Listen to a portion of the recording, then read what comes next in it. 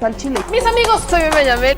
Bienvenidos a su chile favorito. Aquí las noticias o te enchilan o te dejan picar. Que es uno de estos temas pendientes que platicábamos en la mañana, ¿no? En la mañana les decía, en la conferencia de prensa el día de hoy, se habló sobre estos medicamentos y vi varias dudas de muchas personas que me decían por acá, es que estas medicinas, por ejemplo, las vamos a poder usar nosotros, nos las van a poder recetar los doctores. Hay una percepción interesante con el asunto de estos medicamentos que han sido aprobados para uso de emergencia, sobre todo, y lo tengo que decir así, sobre todo para aquellas personas que son antivacunas, ¿no? Aquellas personas que no se quieren vacunar o que no se han querido vacunar, está esta idea de pues ya hay un tratamiento, prefiero tomarme la medicina y ahora sí me salvo de la vacuna. Así que para hablar, si usted tiene dudas sobre el tema de estos medicamentos que han sido aprobados como uso de emergencia contra el COVID-19, es momento de nuestros martes de Wiki Frisbee. Así que, doctor Frisbee, muy buenas noches, gracias por acompañarnos el día de hoy. ¿Cómo está? Mira qué guapo, con trajecito y todo. Ya me hicieron vestirme como gente decente, al menos para aparentar. Hoy le tocó baño, entonces. Hoy me tocó baño de todo, no nada más de torero, de rabo y orejas, no, todo. Completito. Es motor correcto. Y todo. Es correcto, cambio de aceite, todo eso. Excelente. No tanto, alineación y balanceo. Ni me sopletearon el carburador, pero sí baño completo. Menos mal, doctor. Oiga, ¿cómo está? Qué bueno que lo podamos encontrar por aquí, podemos platicar como todos los martes. Como les decía, hay preguntas sobre el tema de los medicamentos para uso de emergencia. Doctor, partamos con estos medicamentos. Ya habíamos platicado sobre ellos en el programa, había muchas dudas, pero hoy la pregunta es, ¿por qué solamente los puede recetar o utilizar el Estado y no los hospitales privados o los doctores privados, al menos aquí en México por el momento? No, en ninguna parte del mundo, porque es uso de emergencia.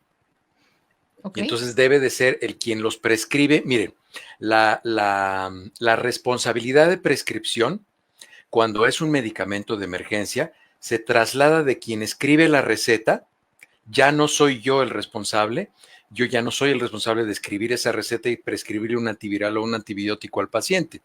Esa responsabilidad se le confiere a la autoridad sanitaria. La autoridad sanitaria nacional es la que asume la responsabilidad de la observación y la prescripción de esos medicamentos. Y lo único que nosotros tenemos que hacer como quienes usamos el medicamento en los pacientes es seleccionar a los pacientes que tengan las características que nos dice el Estado que deben de tener los pacientes que tienen indicado ese medicamento. Ese es el proceso que se hace. Habitualmente, si llega a mi consultorio una persona que requiere la prescripción de un antibiótico, yo asumo la responsabilidad de escribir una prescripción y entregársela al paciente. Entonces, ya que yo le entrego esa prescripción al paciente, yo asumo la responsabilidad de esa prescripción. Cuando es un uso de emergencia en salud pública, quien asume la responsabilidad de las prescripciones y el uso de vacunas o medicamentos es el Estado. Ahora, doctor, ¿cuál es el proceso? ¿Cuánto tarda el proceso para que estas medicinas ya puedan ser prescritas por un doctor particular, por ejemplo? Esto es muy importante aclarárselo a las personas. Es muy probable que estos medicamentos vayan a llegar a México en 3 o 4 meses. No van a llegar a México antes de marzo o abril. No van a llegar a México. Si se los ofrecen ahorita, son medicamentos pirata. No son esos medicamentos. Y estos medicamentos antivirales, la única ventaja que tienen probablemente, porque recuerden, estamos en fase 3 de investigación clínica, es que los antivirales anteriores, por ejemplo el oseltamivir, que es el antiviral indicado para la influenza, se debe aplicar en los 3 primeros días que inician los síntomas. Estos antivirales se pueden prescribir hasta 5 días de que iniciaron los síntomas. Es decir, hay una ampliación de 2 días. ¿Por qué es así con los medicamentos antivirales? ¿Qué hacen los medicamentos antivirales? Los medicamentos antivirales pretenden disminuir la velocidad de replicación del virus de manera tal que le dan la oportunidad a la persona de que su sistema inmunológico combata la infección. Es decir, este argumento que utilizan los antivacunas, que en vez de las vacunas yo tomo antivirales, es una torpeza más de lo que se utilizan en sus argumentos, porque el antiviral Es un medicamento auxiliar que se debe utilizar idealmente en pacientes vacunados que no tienen una respuesta inmunológica tan eficiente y entonces necesitamos frenar la replicación viral para darle la oportunidad de que el sistema inmunológico alcance. ¿Qué pasa si yo me tomo un antiviral a los 10 días o a los 12 días de que inicié con síntomas? Ya no alcanza la carga viral a ser disminuida y se la van a poner de desodorante la medicina antiviral. Quiero que partamos o que hagamos una pequeña pausa ahí. ¿Quiénes son las personas que son aptas para que se les dé o se les recete este medicamento que se acaba de aprobar? Porque hay una percepción un poquito errónea. Dicen, yo ya me enfermé, o sea, vaya, me enfermo de COVID y ya, deme la medicina. Vaya, quizás el tema creo que al que quiero llegar es, no vayan a querer ir a los hospitales públicos a buscar que les receten la medicina si salen positivos a COVID, si no es necesario, si no son aptos, pues. Mira, todos los medicamentos están indicados para una enfermedad y para un nivel de enfermedad. En este caso, los antivirales, estos que tenemos, están hechos para pacientes que tienen enfermedad moderada, no enfermedad leve de esa que se autorresuelve en 5 o 7 días, enfermedad más moderada que tengan cierto grado de dificultad respiratoria, algunos otros datos que debemos reunir para clasificarlo como enfermedad moderada y que tengan además una comorbilidad o un factor de riesgo. Es decir, que sean obesos, que sean fumadores, hipertensos descontrolados, diabéticos, pacientes con asma descontrolado, que tengan lupus eritematoso sistémico, pacientes que estén en quimioterapia, pacientes que tengan una enfermedad que les deprime su sistema inmunológico. Esos son los pacientes en los cuales están indicados los medicamentos. Darle un antiviral a una persona que tiene una enfermedad leve y que se va a resolver por sí misma y que está además vacunado, a esa persona es desperdiciar el medicamento. Entonces, ese medicamento, les digo, no va a estar disponible ahorita y ese medicamento seguramente será un medicamento muy costoso y que deberán comprarlo las instituciones de salud para hacerlo disponible a las personas que esté indicado que se lo tomen. Entonces, esta parte ya quedó claro. Ahorita leo sus comentarios a ver si hay alguna pregunta. Pero además de este tema, doctor Frisby, el día de hoy, la Organización Mundial de la Salud habla sobre pasar de pandemia a endemia y hace la recomendación de no se lo tomen a la ligera, o sea, no porque ya no sea una pandemia y ahora hablemos de una endemia, quiere decir que es menos peligroso.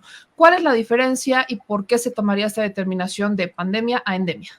Una enfermedad endémica es aquella que se restringe a un área geográfica.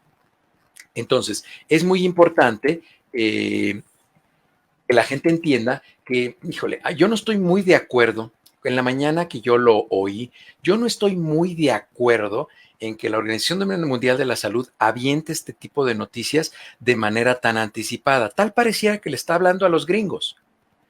Porque en Estados Unidos pues ya podríamos empezar a decir que, bueno, pues está siendo endémica porque es de unos grupos, cierto grupo particular de personas, o ciertas personas que tienen una actividad, por ejemplo, las personas que tienen asbestosis, es decir, inhalación de humo relacionados con asbesto, pues es una enfermedad endémica de las personas que trabajan en la industria de los asbestos, ¿no? Es decir, tenemos poblaciones restringidas, bien identificadas. En este momento, esta pandemia de COVID-19 podemos decir que se está moviendo para ser una pandemia endémica de los no vacunados y de las personas que tienen comorbilidades no controladas. O puede ser endémica de algunas zonas del mundo en donde no hay acceso a las vacunas. Es decir, en esta ecuación de la endemia va a entrar en juego mucho el acceso y el deseo de las personas para ser vacunados. Es decir, el grupo de personas que deseen no ser vacunados, esas personas van a tener esa enfermedad endémica. Y en las zonas del mundo en las que no haya acceso a las vacunas, van a ser endémicas de esa zona.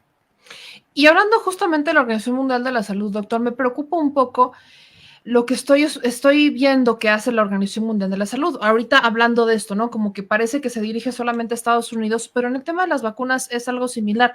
Ahora la Organización Mundial de la Salud le está echando la culpa a las farmacéuticas de que no exista una distribución equitativa de las vacunas y hace un reclamo a las farmacéuticas diciendo que por su culpa, que porque ellos no han brindado los detalles para incluir sus vacunas para uso de emergencia, pues ellos son responsables de que se esté haciendo, de que no sea equitativa la distribución de las mismas. Es cierto, este factor es determinante, el que las farmacéuticas no hayan entregado, por ejemplo, los casos de Sputnik V o de CanSino, que son los más mediáticos en el mundo, en la Organización Mundial de la Salud particularmente, son responsables de que no se haya dado una distribución equitativa en el mundo con las vacunas. Mira, muchas veces cuando yo he dicho que la política no se tiene que meter en la salud pública, me refiero a la OMS. Se me descamisan aquí los apasionados del gobierno y esto, pero no lo digo nada más por una persona en particular. Lo digo porque a nivel global, la OMS ha decidido convertirse en una organización política, no en una organización de salud pública. Y este tipo de declaraciones es un balazo en el pie, porque ellos, desde julio o agosto del 2019, desde 2020, hicieron el mecanismo COVAX para COVID-19. ¿Qué es el mecanismo COVAX? Un recaudadero infernal de dinero para tener equidad en la distribución de las vacunas. ¿A ustedes cuándo les ha llegado la noticia que le llegaron al mundo que ellos dicen que está inequitativamente distribuido, que les llegan vacunas a través del mecanismo de COVAX? ¿Cuándo lo han oído? ¿Cuándo se publicó el artículo en The Lancet de CanSino? ¿Hace ya cuándo se publicó? No recuerdo exactamente la fecha en la que se publicó, pero ya va. Está a días de cumplir un mes. Ya le rasca, creo que fue el 25 de diciembre, por ahí. 24 o 25 de diciembre, por ahí fue. Ya vamos a cumplir un mes y la OMS no se ha dignado a ponerlo en su cuadro de vacunas ya revisado, porque ellos no autorizan nada. Tristemente, una de las consecuencias de esta pandemia va a ser que menos gente le haga caso a la OMS, porque han demostrado que tienen un compromiso mucho más fuerte con la política y con la geopolítica y con la económico que verdaderamente con la salud pública. Si de verdad estuvieran preocupados por la equitativa distribución de vacunas, estarían sacando publicaciones que dijeran que antes de poner terceras o cuartas dosis en países del mundo, se tendrían que aplicar dosis en países africanos, por ejemplo, países de Asia que no tienen acceso a las vacunas. Entonces, yo creo que estamos viendo un nivel de deterioro de la Organización Mundial de la Salud bastante triste, bastante triste. Entonces, en ese sentido, ¿cuál sería la recomendación, por ejemplo, hacia las personas, hablemos de México e incluso de nuestros paisanos en Estados Unidos, de quien sea que esté viendo el programa, cuando escuche una recomendación de la Organización Mundial de la Salud?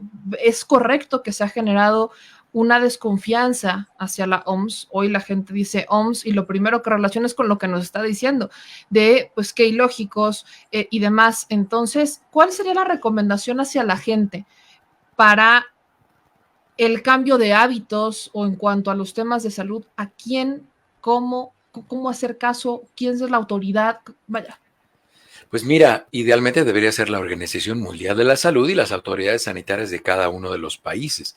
Pero hemos visto que las autoridades sanitarias de prácticamente todos los países han cedido a los mensajes políticos. Es más, no sé si tú viste mi primera videocolumna en Sin embargo, que acabo de publicar con Álvaro Delgado y con Alejandro Páez Varela, no sé si la escuchaste, te invito a que la escuches. Hablo de eso, justamente hablo de eso, de que se ha contaminado la contaminación y hay versiones de la verdad.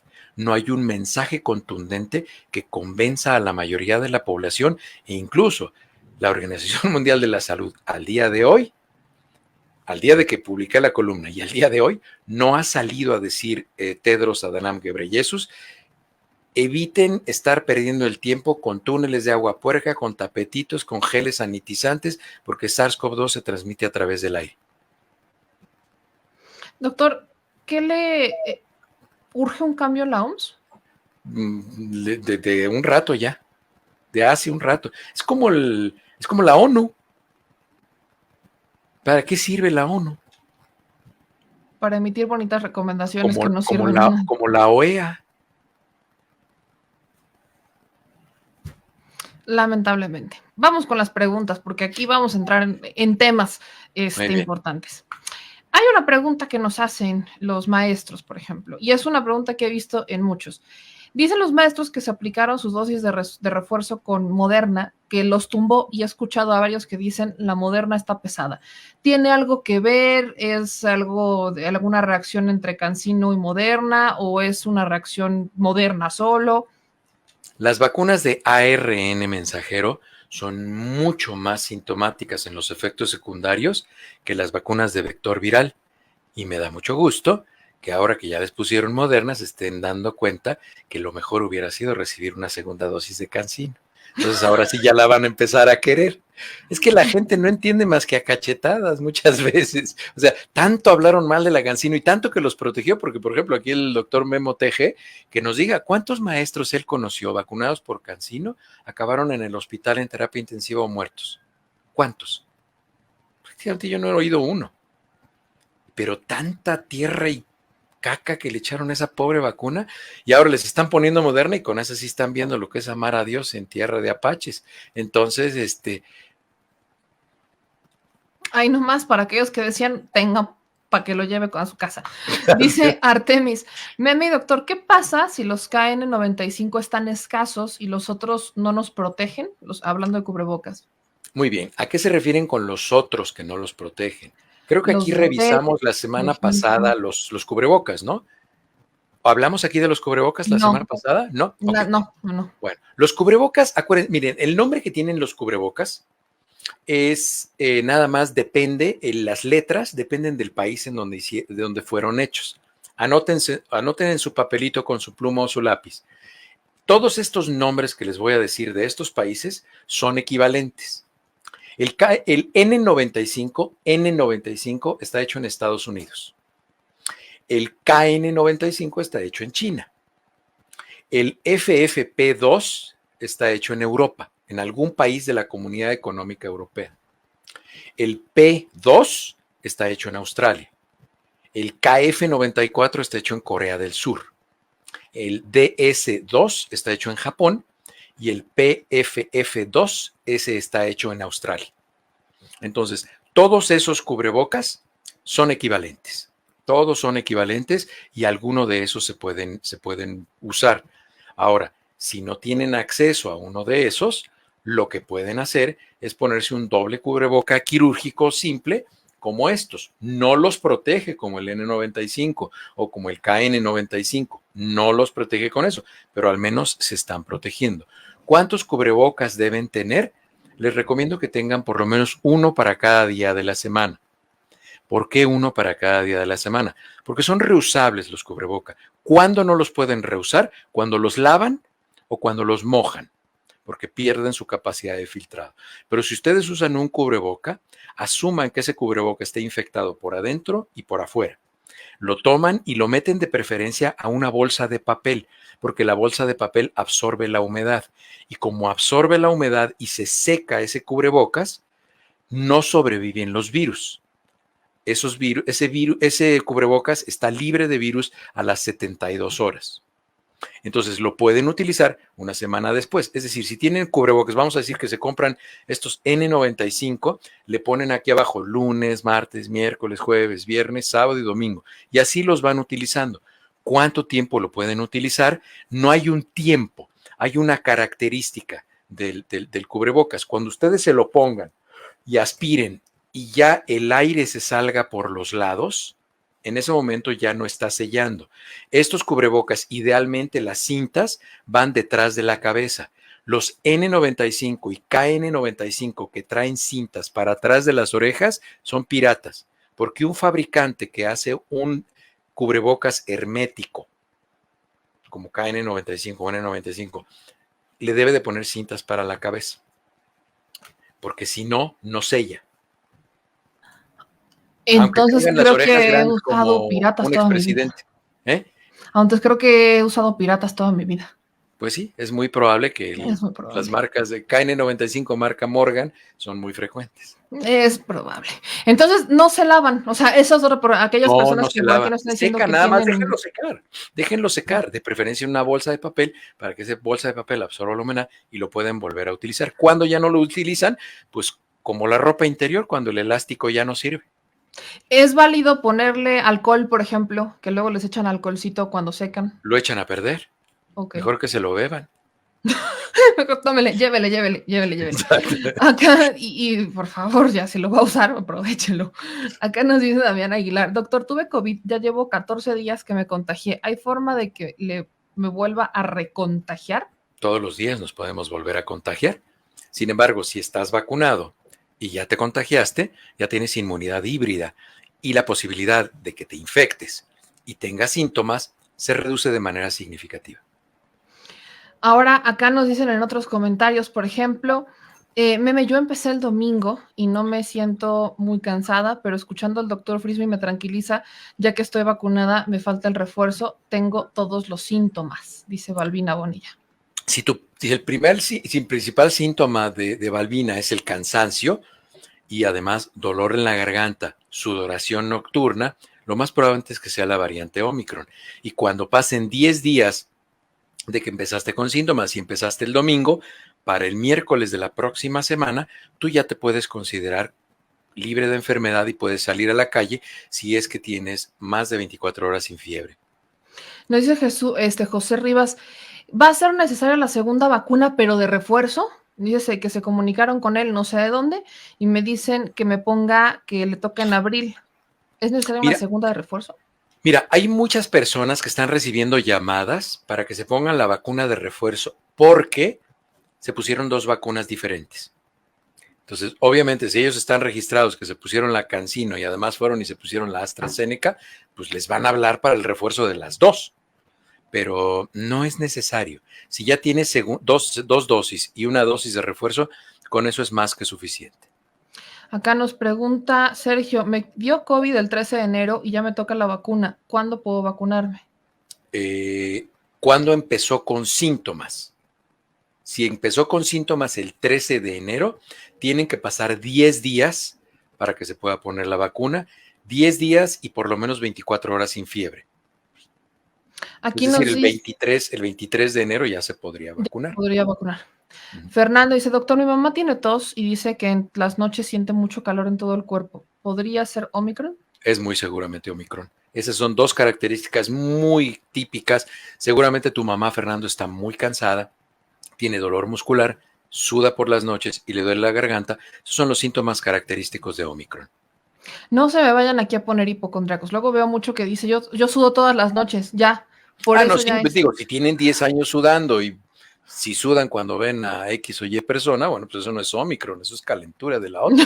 Esa es otra cosa, por favor, Sí. absténganse. Ahora, doctor, hablando de eso, aquellas personas que tengan exactamente síntomas similares, que suden en la noche, que tengan tosita o ardor de garganta, ¿cuál es la recomendación a ellos? Que se asuman enfermos por Omicron. Si no tienen acceso a una prueba que se puedan realizar en su casa, ni salgan porque van a salir a repartir Omicron. Que se asuman enfermas esas personas, que esperen 10 días, que tomen los medicamentos que siempre se han recomendado, que es el paracetamol y todo esto, y que a los 10 días asuman que ya están libres de enfermedad y tienen más de 24 horas sin fiebre. Nos dice Luz Hernández, ¿en cuánto tiempo me puedo poner el refuerzo? Empezó con síntomas el 5 de enero. 10 días después. O sea, el 15 ya. Al día 15 de enero ya te la puedes, pues ya te tardates. Ya, se pasó. Dice acá, Claudia, pregunta, doctor, ¿por qué a mi esposo con 3 dosis de Pfizer le ha dado reacción, dolor de cuerpo, ganglios inflamados y por qué a otras personas ninguna reacción? La vacuna de Pfizer y la vacuna de Moderna, al igual que la vacuna de AstraZeneca, tuvieron como efecto secundario inflamación de los ganglios en algunos pacientes. Entonces, esas 3 vacunas tenían esa característica en particular. Entonces, lo más probable es que le esté dando esa reacción, porque así reaccionan con los pacientes que se ponen esas 3 vacunas en particular.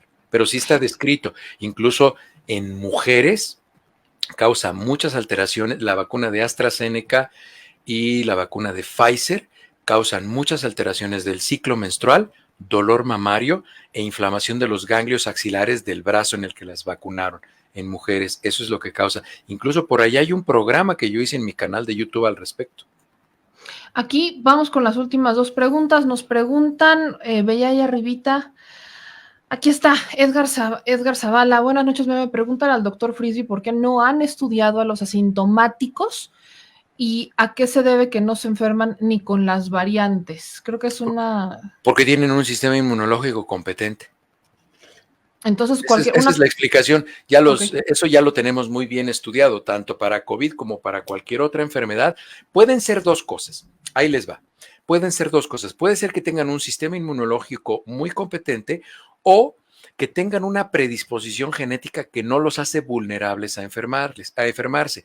Hace rato comentaba, hay un grupo de personas en Europa del Norte, en los Países Bajos, que por ejemplo son personas que tienen una mutación genética que no le permite al virus introducirse a la célula y por lo tanto al virus de HIV y por lo tanto no se infectan de virus de HIV. Esto se encontró de manera...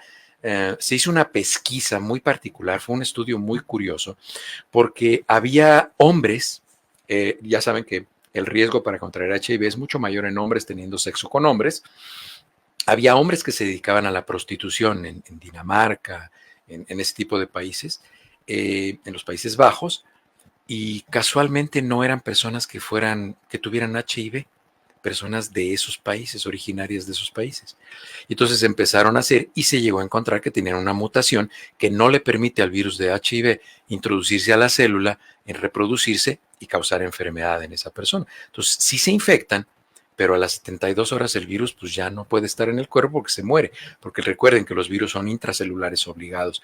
Entonces también puede haber algo así en algunos pacientes asintomáticos, como al principio de la pandemia hubo grupos de personas que aunque estaban sanos, se enfermaban de gravedad, muchos de ellos morían sin una explicación aparente, probablemente tenían una predisposición genética que no está identificada todavía, pero los asumimos y lo suponemos que hacía que se infectaran de SARS-CoV-2 y tuvieran una enfermedad mucho más severa que el resto de la población.